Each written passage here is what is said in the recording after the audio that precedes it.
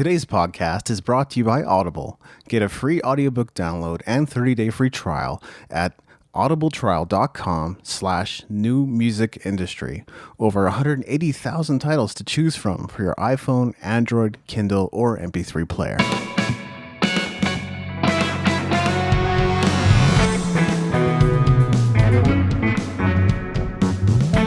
You're listening to the New Music Industry with David Andrew Weeb.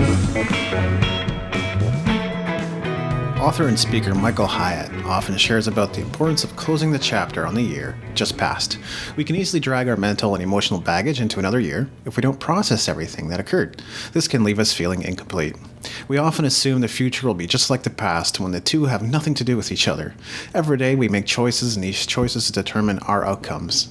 But if we make the same choices we made in the past expecting different results, of course we're just going to end up living the same year all over again. So in this episode of the podcast, I'm going to follow the framework Michael Hyatt outlined on his blog to closing the chapter on another year. Past reflections. I've been sharing these yearly reflections since 2014. If you'd like to catch up on these, you'll find the links to each of the posts in the show notes at musicentrepreneur.hq.com/176, where you will also find a full transcription for this episode. The 7 questions. What follows is my answers to the 7 questions Hyatt suggests we answer. If you'd like to follow along or take some time to answer these questions yourself, get your notebook and pen out and start writing. Here are my answers to the 7 questions. 1. If the last year were a movie in your life, what would the genre be? Drama. As I shared in a blog post titled Restoring Integrity, 2019 was a bit of a bumpy year. While I was taking an intensive personal development program between January and May, I got sick twice and my car broke down multiple times. Shortly after, I endured breakup, and though I haven't said much about it, it was the most challenging one I've ever gone through. Then my roommate shared that she would be moving back to Vancouver in July. I had already been thinking about traveling the world at that point, which meant that I would be moving too. Shortly after, because of everything I'd been going through, I fell severely ill. My work continued to pile up during the summer when I had planned to take it a little easier. I still took a week-long vacation in St. Catharines, Ontario, and later in Vancouver, BC, and Austin, Texas. But before I left Calgary, Alberta to move to Abbotsford, BC, we had to put our family dog, Kenji, to rest. This was tough, though I honestly feel like it was a gift that I got to see him one last time before leaving. Still, the move wasn't a walk in the park either. First, I simply couldn't dedicate enough time to selling unneeded household items, though I guess in the end it worked out. Second, my car broke down in Hope, BC on the way to Abbotsford, and I ended up having to replace it. It's not exactly easy looking back, but these are exactly the things I know I need to air, because not doing so would mean holding on to the baggage that comes with these events and experiences. 2. What were the 2 or 3 major themes that kept recurring? Breakdowns and breakthroughs. Even though 2019 wasn't a bed of roses, I would not have earned my location independence if not for the training I received and what I began to see about how I do life. After everything I've gone through, I now believe there are seeds of breakthrough at every breakdown. Life doesn't need to stagnate. It can change rapidly, and we can cause that.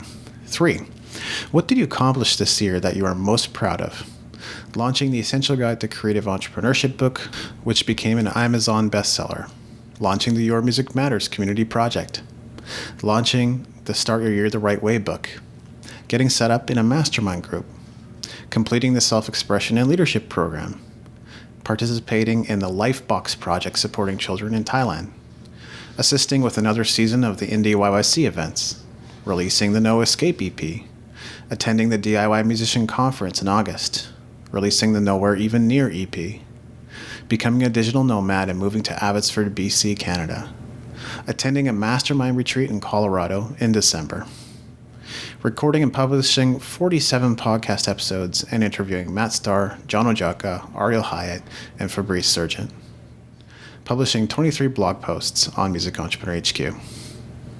4. What did you feel you should have been acknowledged for but weren't? I get the occasional email message from someone who's read my books or someone who's been impacted by my content. This is the fuel that keeps me going, but I would love to see more engagement on everything I do, comments from people who love what I'm doing, hate what I'm doing, or otherwise. If not that, then I don't feel like I'm making a difference, and I'm doing just fine. There's no point in me hanging around in just fine territory. I don't want to be doing just fine. I want to cause a breakthrough for others. I'll be back to answer the final 3 questions after this quick message.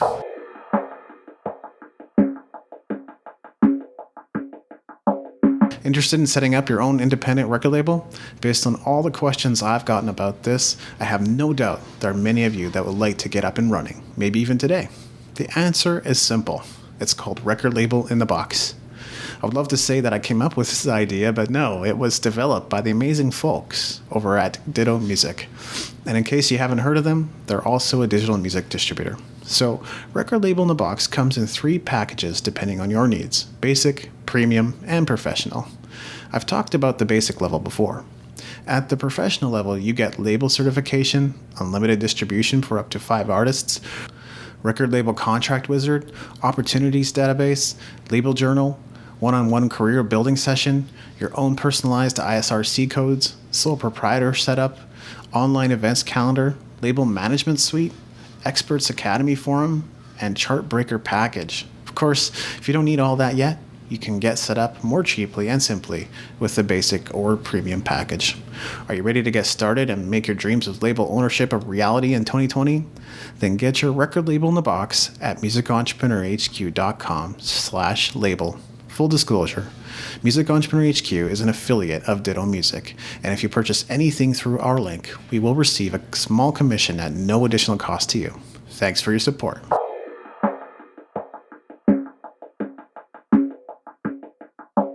Five, what disappointments did you experience this past year? Enduring breakup was a massive disappointment. I just wanted her to take responsibility for the way she pursued me and the mixed messages I kept getting from her. Ultimately, it's not something I can demand of her, and I wouldn't know how to ask for it either. I have a choice to be complete with this if I want, and by airing it here, I'm choosing to be complete with it. The way the move went was incredibly disappointing. I feel shocked and traumatized, and I even find myself avoiding reflecting on it. I won't lie though, part of it is that I find my new life as a nomad fun, exciting, and peaceful. So I'm more engaged in the now than in the past. Still, the move needs to be processed. Not being able to live up to the expectations of others in 2019 was hugely disappointing for me, and I still carry those feelings.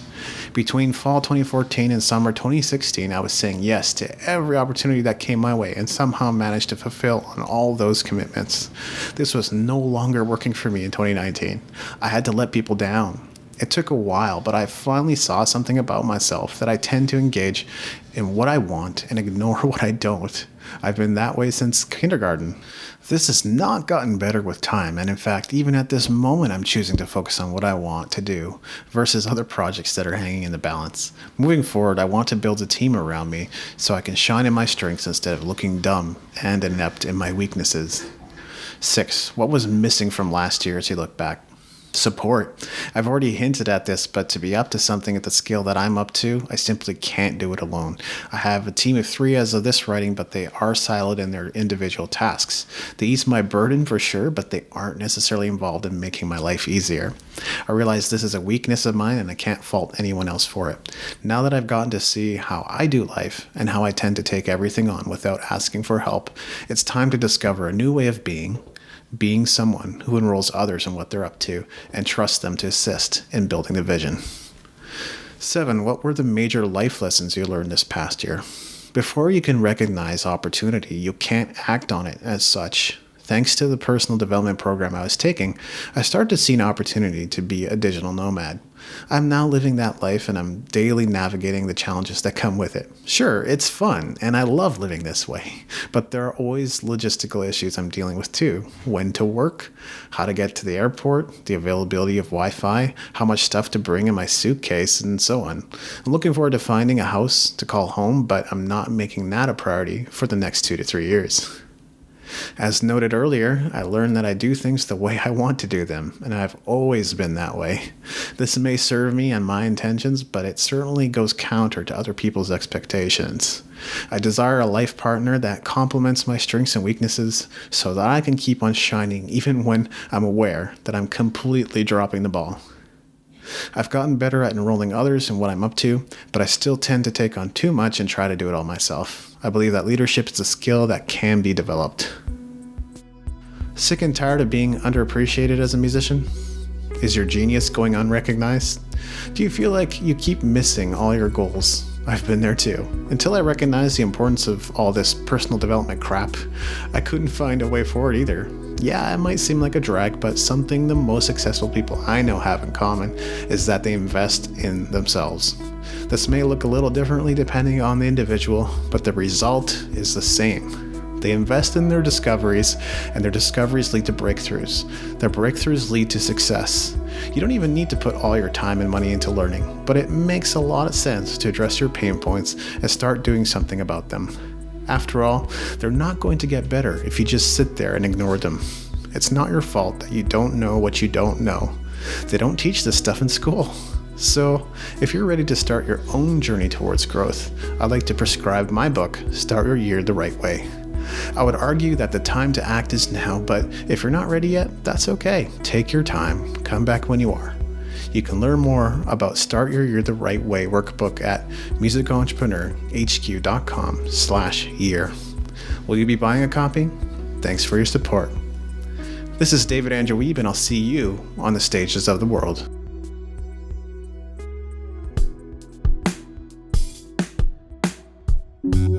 Thank you for listening. Music in this episode was brought to you by Brian Young. Wherever you're listening to this right now, please consider leaving a 5-star review and comment to help us get the word out about the podcast.